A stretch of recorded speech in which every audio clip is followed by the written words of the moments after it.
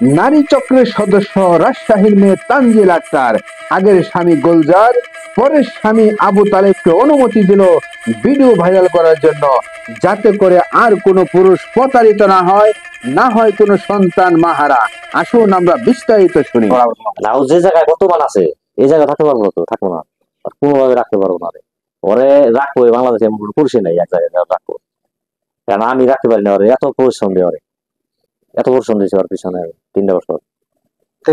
আরেকটা কথা বলি, ওর বড় বোনের সাথে আমি কথা বলছিলাম কিছুদিন আগে কথা বলছি, যে ও আমার সাথে এই 3 বছর তো আমার সাথে নাটক করছেই, আমার নব অভিনয় করছে, কিন্তু ও আমার আপন করে কোনো শুন নেয় নাই।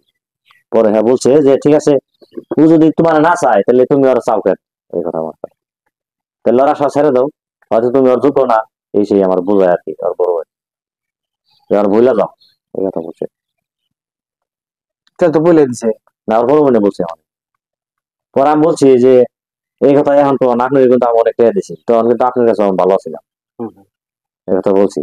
পরে আমার বলে যে আমি তোমার টাকাটাও খাইনি, এই কথা বলছে। আমি বলছি আপনার অনেক টাকা দিছি আমি বিয়ার আগে, ওর সংসারে অনেক টাকা দিছি আমি, ওর চিকিৎসার টাকা, ও যে এই জায়গায় গেছে বেড়াইতে গেছে, সমস্ত টাকা আমি দিছি, পালছি ওরে, ওর বোনের। মানে দুজনে। সাফার আসাল, আচ্ছা আচ্ছা, সাফার আছিল 3 মাস। ও মানে ইউটিউবের মাধ্যমে যে যোগাযোগ হয়েছে সেটা তখন ও সাভারই ছিল। হ্যাঁ, সাফার আছিল। পরে সাভার থেকে ইউটিউবের মাধ্যমে যোগাযোগ হয়ে, তো ইউটিউবের মধ্যে নাম্বার দেখে ফোন দিয়ে তারপরে এই কারণে আসলে এই ঘটনাটা হ্যাঁ, ঘটছে। আপনার ওই স্বামীর বাড়ি তখন আসাল না, ও স্বামীর কাছে যদি 8 দিন বা 1 সপ্তাহ থাকার পর যদি বলছে যে আমি বোনের কাছে যাবো, বোনের কাছে 1 মাস থাকলেও স্বামী কিছু করে নাই, কোনোদিন প্রতিবাদ করে নাই, মানে শাসনও করে নাই।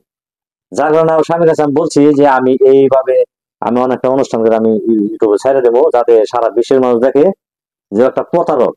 হম, এই কথা বলছি। পরে ও বলছে যে ঠিক আছে, আমার জীবন ধ্বংস করে দিয়েছে, আপনার জীবন নষ্ট করে দিয়েছে, আর কোনো ছেলের জীবন যাতে নষ্ট না করতে পারে আপনি এটা করেন, আমার অনুমতি দিছে। আচ্ছা, আর ওই আগের স্বামী, হ্যাঁ, এই কথা বলছে। পরে আমি যে মানে এটাই করতেছি। এর মধ্যে যে ওর এই ঘটনাটা হয়েছে, তাহলে ওর মা বাবা এক্ষেত্রে কোনো কিছু বলে না? না, কিছু বলে না। ওর ভাইটা আপনার এই যে মেয়েটা বিয়ে দিচ্ছে, এই মেয়েটার পিছনে 2 লক্ষ টাকা গেছে এই বিয়ের মধ্যে, সমস্ত টাকা। এই ওর মেয়েটা যে বিয়ে দিয়ে 2 মাস আগে 2 লক্ষ টাকা খরচ গেছে বিয়েতে। কার টাকা 2 লাখ খরচ গেছে? ওরই। এই টাকাগুলো সমস্ত সমস্ত টাকা মানুষের, আর পরিবারের কোনো টাকা নাই। ও নিজেই সব 2 লক্ষ টাকা? তাহলে তো পরিবার যারা আছে তারা তো ওর উপরে কথা কেউ বলবেই না। সমস্ত টাকা এই আপনার প্রবাসী বাংলাদেশি যারা কথা বলছে ওর সাথে, আচ্ছা আচ্ছা, কথা বলে এই টাকা ওনা নিছে। মানে সবার একটা আশা দিছে যে আমি তোমার কাছে যাবো, তোমার কাছে আমি বিয়ে করবো, মানে অপেক্ষা করবো, এই সেই।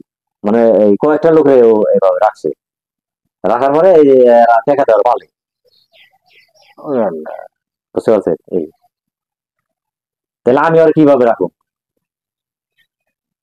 সত্যটা দেখে যাতে আর কোনো ভাই টাকা টাকা না দেয়, হ্যাঁ, প্রতারণার শিকার না হয়, এর লেগে আমি সবার কাছে এই এটা অনুষ্ঠানটা ছাড়ছি আর কি, যেন সবাই দেখে, সত্যটা দেখে, যার কারণে।